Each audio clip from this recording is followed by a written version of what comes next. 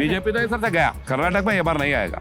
कुछ तो मुद्दा तो चाहिए। मुस्लिम हिंदू को लड़ाएंगे, दलित को लड़ाएंगे, और मस्जिद तोड़ेंगे, मंदिर बनेंगे, मंदिर तोड़ेंगे, मस्जिद यही मुद्दा है। इससे देश डेवलपमेंट होता क्या? मोदी साहब ने कहा कि आप अगर आप जेडीएस को वोट देंगे तो इसका मतलब है कांग्रेस को देंगे, क्योंकि दोनों पहले मिले हुए हैं, ऐसा उन्होंने कहा। मैं बोलते वो कांग्रेस और बीजेपी वो सेम, वो दोनों भी दोस्त है ना। वो दोनों दोस्त हैं। मोदी अच्छा, मोदी का कैंडिडेट अच्छा नहीं। अच्छा नहीं वो। तो नेक्स्ट ईयर का इलेक्शन जब होगा तब मोदी अच्छा है। मोदी भी है, सेंट्रल में मोदी भी अच्छा है।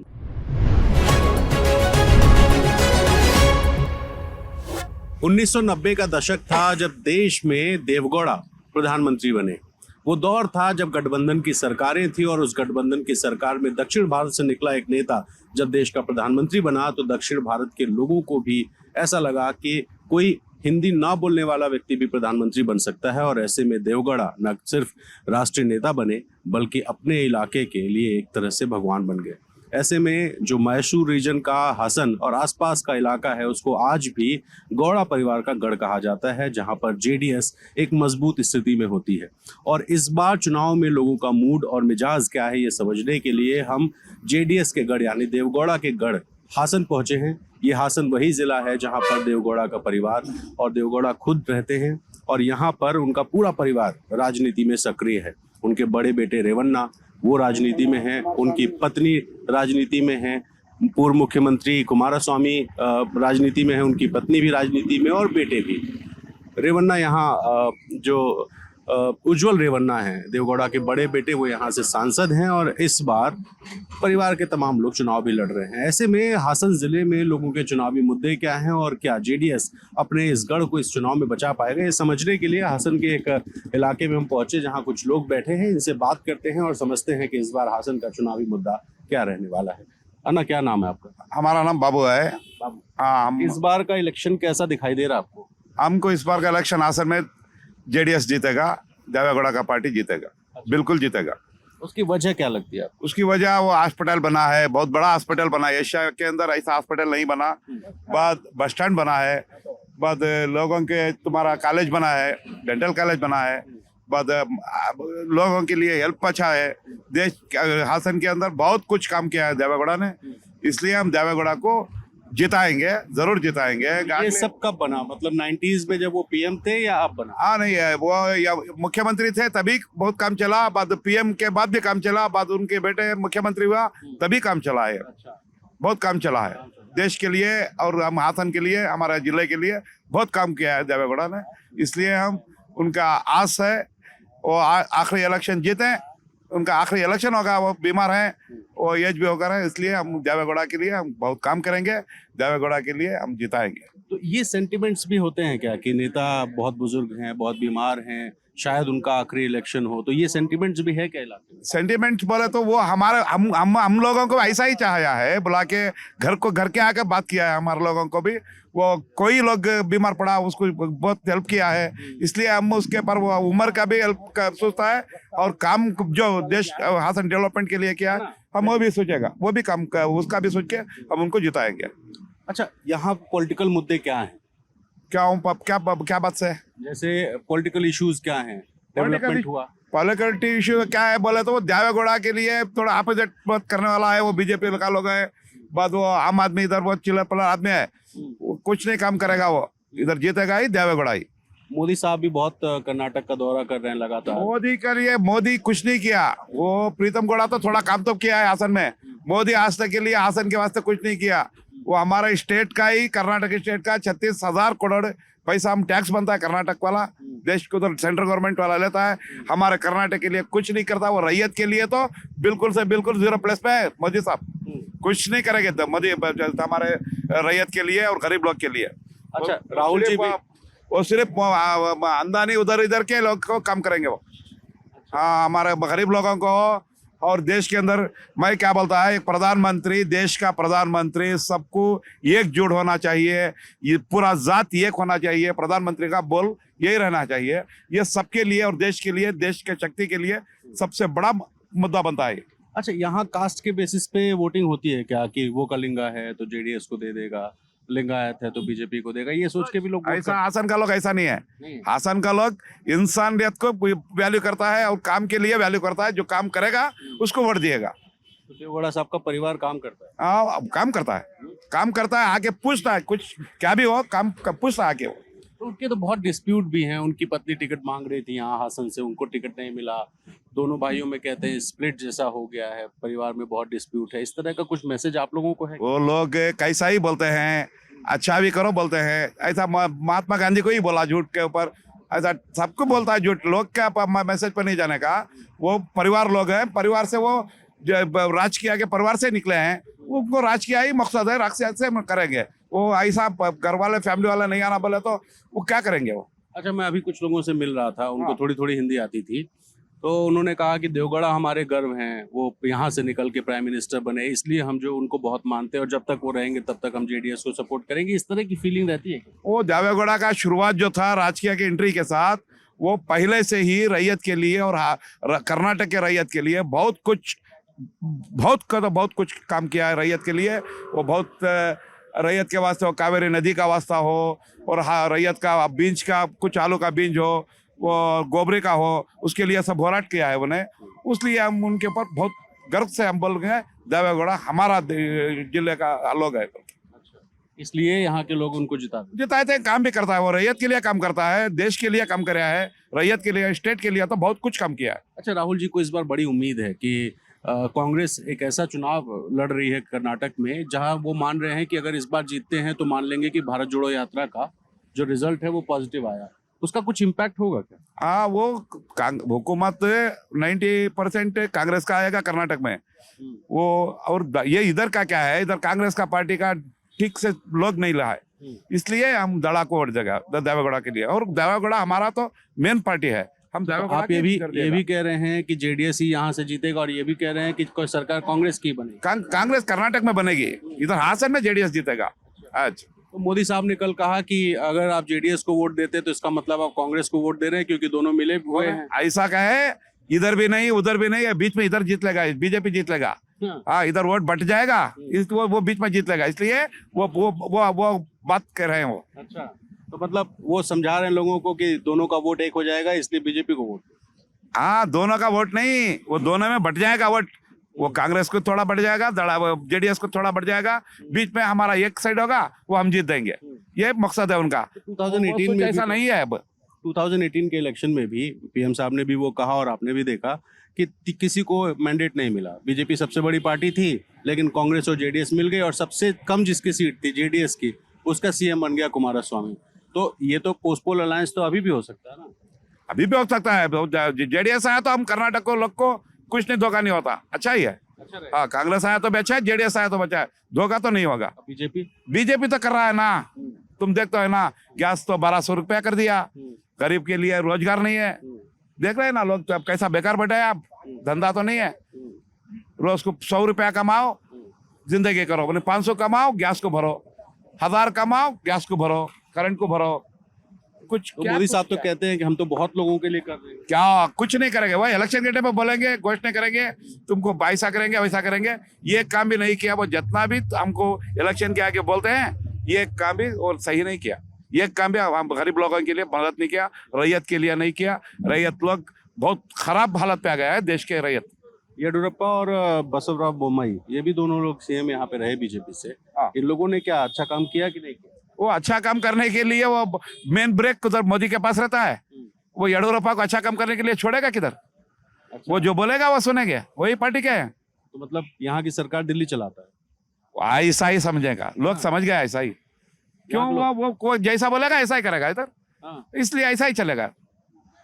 स्टेट की गवर्नमेंट तो बोम्मई साहब चला रहे हैं ना, कुछ नहीं चलेगा, वो मोदी जो बोलेगा वही चलेगा, अमित शाह जो बोलेगा वही चलेगा। हाँ, वो पूरा रबर स्टंप है, कुछ नहीं चलेगा। तो इस बार मतलब चेंज हो सकता है, भाव बिल्कुल चेंज हो सकता है। बीजेपी तो इधर से गया, कर्नाटक में ये बार नहीं आएगा। कुछ तो मुद्दा तो चाहिए, शायद जात का मुद्दा बनाएंगे, मुस्लिम हिंदू को लड़ाएंगे, दलित को लड़ाएंगे, और मस्जिद तोड़ेंगे, मंदिर बनेंगे, मंदिर तोड़ेंगे, मस्जिद बने, यही मुद्दा है। इससे देश डेवलपमेंट होता है क्या?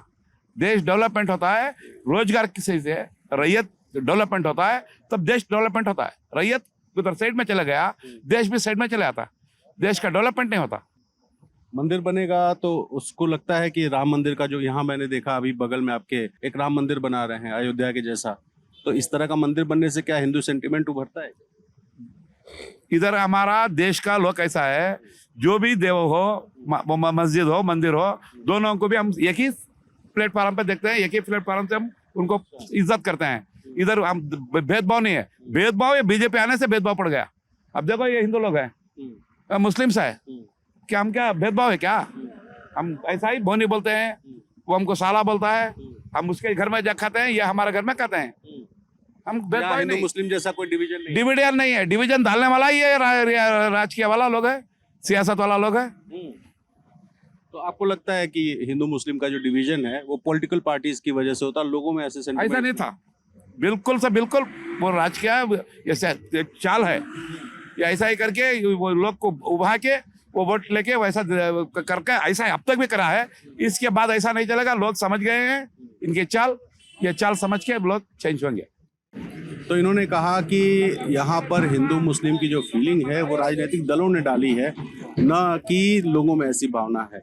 हिंदू मुस्लिम के घर जाता है, मुस्लिम हिंदू के घर जाता है। और चूंकि देवगौड़ा साहब का नाम लेकर के लोग ये कह रहे हैं कि देवगौड़ा प्राइम मिनिस्टर बने इस इलाके से निकलकर, और वो यहाँ के गर्व हैं, और इस बार जेडीएस फिर से अपने गढ़ में इनके हिसाब से बहुत मजबूत स्थिति में है। तो चलते हैं हासन में, कुछ और लोगों से पूछते हैं जो कि थोड़ी सी इंग्लिश या हिंदी जानते हो। हमारी मजबूरी है कि हम कन्नड़ नहीं जानते, और इनकी मजबूरी है कि ये हिंदी या इंग्लिश नहीं जानते। ऐसे में लोगों की बातों को समझने के लिए ज़रा कुछ और इलाकों में कुछ और ऐसे लोगों से मिलेंगे और समझेंगे कि हासन में क्या राजनीतिक मुद्दे हैं और क्या लोग नई सरकार से चाहते हैं। तो चलते हैं ज़रा आगे, कुछ लोगों से मिलते हैं। हासन ज़िले में हम एक ऐसी जगह पहुंचे जहां पर बसें खड़ी होती हैं, यहां पर बसों की धुलाई होती है, और यहां से जो बसें निकलती हैं अलग अलग ज़िलों के लिए, और यहां हमें कुछ लोग खड़े दिखे तो उनसे हमने सोचा कि राजनीतिक मुद्दों पे बात की जाए। एक शख्स मिले, इनको हिंदी आती है। सर, क्या नाम है आपका? अमजद। अमजद भाई, क्या माहौल है इस बार? इस बार मुन्ना बोले तो इलेक्शन का? इलेक्शन का इधर कांग्रेस का दड़ा का ही है, इधर कांग्रेस दड़ा है, इधर जरा मतलब जेडीएस जेडीएस का है। जेडीएस के इतने स्ट्रांग होने की वजह क्या लगती है? इधर अच्छा काम किया है ना वो लोग। अच्छा, जैसे जैसे सब ये वही बन रहे हैं, देखो फ्लावर बन रहा है इधर, फ्लावर के नीचे हम वो खड़े हैं। देखो बस स्टैंड, अस्पताल, स्कूल होंगे, हर एक भी होंगे, उन्हीं का काम हुआ है, बड़ा बड़ा जो काम भी हुआ है। देवगौड़ा साहब का यहाँ पे घर भी है, हाँ घर है, उनका फैमिली भी पूरा राजनीति में यहाँ पे है, हाँ अच्छा, तो इसलिए वो लोग काम करते हाँ वो लोग का भद्रकोट है ये। हैं। अच्छा, इन लोगों से पूछ के मुझे ये बताएंगे कि बीजेपी ने कैसा काम किया? पूछो पूछिए आप। आप पूछे बीजेपी ने कैसा काम किया? वो नहीं है, इधर भी नहीं काम किया, वो नहीं काम किया इधर भी। वो ओनली वन पार्टी है, वो जेडीएस है ना। यस, अच्छा, वो गरीब लोगों को नहीं, अच्छा नहीं वो बीजेपी का गवर्नमेंट आता है ना। कांग्रेस भी नहीं, इधर भी वो एक ही है, जेडीएस है। जेडीएस तो अकेले गवर्नमेंट तो बना नहीं पाएगी, क्योंकि जेडीएस का तो 6-7 जिलों में ही बहुत ज्यादा इम्पैक्ट है। तो जब 6 ही 7 जिले में है तो वो तो सीएम नहीं बना पाएंगे, तो या तो अलायंस करना होगा या फिर बीजेपी या कांग्रेस की सरकार बनेगी, है ना। तो ऐसी कंडीशन में आप लोग को नहीं लगता है कि कोई 2 पार्टी होनी चाहिए या तीसरी पार्टी जरूरी है?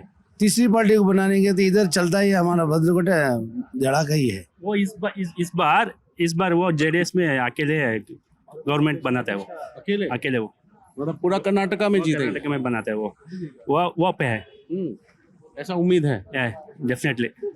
अच्छा, राहुल जी आए थे यहाँ पे, इधर कर्नाटका में भी भारत जोड़ो इधर यात्रा। भी है ना, वो लोकल लीडर है ना, वो हाईकमांड वो कांग्रेस और बीजेपी पार्टी है, वो हाईकमांड दिल्ली में है ना। वो प्रादेशिक पक्ष है, एक ही पक्ष है, वो जेडीएस है ना। वो इधर भी वो गवर्नमेंट आते हैं ना, वो क्या क्या प्रॉब्लम है ना, वो इधर भी सॉल्व होता है ना। तो मतलब बीजेपी और कांग्रेस दोनों से पार्टियां दिल्ली से चलती हैं, तो जो भी लीडर होगा वो दिल्ली से, कर्नाटक में, और लोकल इशू लोकल पार्टी चलते हैं, यानी जेडीएस लोकल पार्टी है, वही चला। अच्छा, डेफिनेटली भैया। तो मोदी साहब ने कहा कि अगर आप जेडीएस को वोट देंगे तो इसका मतलब है कांग्रेस को देंगे, क्योंकि दोनों पहले मिले हुए हैं, ऐसा उन्होंने कहा। मैं बोलते वो कांग्रेस और बीजेपी वो सेम, वो दोनों भी दोस्त है ना। मैं बोलता वो बीजेपी और कांग्रेस है, वो दोनों दोस्त हैं। अच्छा, ऐसा लगता है? ऐसा लगता है, ऐसा लगता है। अब बीजेपी कांग्रेस को दोस्त बना मोदी भाई अच्छा है, वो अंडरस्टैंड, बट मोदी अंडर रहते हैं ना वो पार्टी वो कैंडिडेट है ना वो भी अच्छे नहीं थे। मोदी अच्छा, मोदी का कैंडिडेट अच्छा नहीं। अच्छा नहीं वो। तो नेक्स्ट ईयर का इलेक्शन जब होगा तब मोदी अच्छा है। वो मोदी भी है, सेंट्रल में मोदी भी अच्छा है। वो स्टेट में जेडीएस कहते हैं कि वो पर आपने कांग्रेस और बीजेपी को दोस्त बना, वो चलते हैं। ऐसा है क्या? कांग्रेस और बीजेपी दोस्त हो सकती है? नहीं हो सकता। कांग्रेस कांग्रेस ही है, बीजेपी बीजेपी ही है। अच्छा, हाँ, हमारे को सेंट्रल में सिद्धरामैया बैठना, यहाँ पे सेंटर में सिद्धरामैया कांग्रेस बैठना, नहीं, कांग्रेस तो मतलब स्टेट में, स्टेट में बैठना है। और लोकसभा इलेक्शन जो दिल्ली वाला होता है मोदी या राहुल गांधी? हमने राहुल गांधी आना चाहिए, राहुल गांधी। तो बीजेपी का यहाँ पे बीजेपी का नहीं है। क्या है बीजेपी में, हर राइट भी बढ़ा दिया, किसको जीने देता है, हर धंधा भी नहीं चलता बीजेपी सरकार है।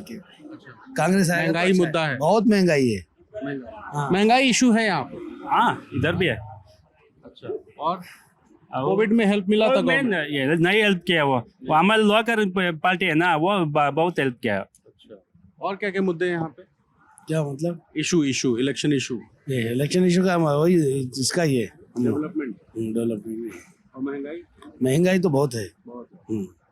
इधर भी है बीजेपी ऐसा कर रहे हैं ना वो पार्टी पर्सन सरकार है अभी ये चलते है सर गवर्नमेंट उसको डेवलपमेंट नहीं किया वो थोड़ा थोड़ा बहुत मीन्स बस स्टैंड ने जेडीएस पार्टी का किया वो government hospital super speciality hospital है वो प्राइवेट हॉस्पिटल नहीं ना वो तरस पे है रोड अच्छा है फ्लाईओवर अच्छा है अभी ये सब जेडीएस ने, वो जेडीएस ने किया। तो देखिए देवगौड़ा के गढ़ में जो गौड़ा परिवार ने यहाँ पर काम किए हैं लोग मानते हैं कि उनकी वजह से डेवलपमेंट हासन और अगल बगल के जिलों में हुआ है और इसी वजह से जो जेडीएस है वो एक क्षेत्रीय ताकत है।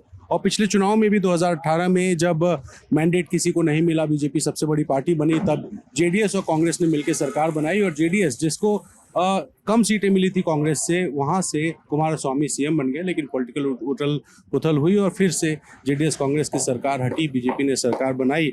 ऐसे में जो जेडीएस का गढ़ है यहाँ हम घूम रहे हैं यहाँ लोगों से मिल रहे हैं समझ रहे हैं कि मुद्दे क्या हैं और यहाँ पर एक बार फिर त्रिकोणीय सी लड़ाई दिखाई देती है जहाँ एक तरफ बीजेपी ने अपनी पूरी ताकत झोंक रखी है कांग्रेस राहुल गांधी और प्रियंका गांधी के दम पर यहाँ पर चुनाव मैदान में है और लोकल नेताओं के भी दो चेहरे हैं जिसमें सिद्धारमैया और डीके शिव कुमार हैं तो वहीं जेडीएस जो अपने इलाके में एक बार फिर से मजबूती से चुनाव मैदान में है तो देखना होगा कि इस त्रिकोणीय लड़ाई का क्या नतीजा आता है। 10 तारीख को वोटिंग है 13 को परिणाम आएंगे और पता चलेगा कि क्या दक्षिण के एंट्रेंस यानी गेटवे टू द साउथ या कर्नाटक में क्या बीजेपी अपनी सरकार बचा पाएगी या यहाँ पर सत्ता परिवर्तन होगा और अगर सत्ता परिवर्तन होता है तो कौन बनेगा मुख्यमंत्री ये एक बड़ा सवाल है और यही समझने के लिए मैं और रूहानी कर्नाटक में है चलेंगे यहाँ से चिकमंगलूर समझेंगे कुछ और मुद्दों को जानेंगे कुछ और लोगों को और क्या है चुनावी मुद्दे। फिलहाल देखते रहिए चुनाव यात्रा ललन डॉक्टर।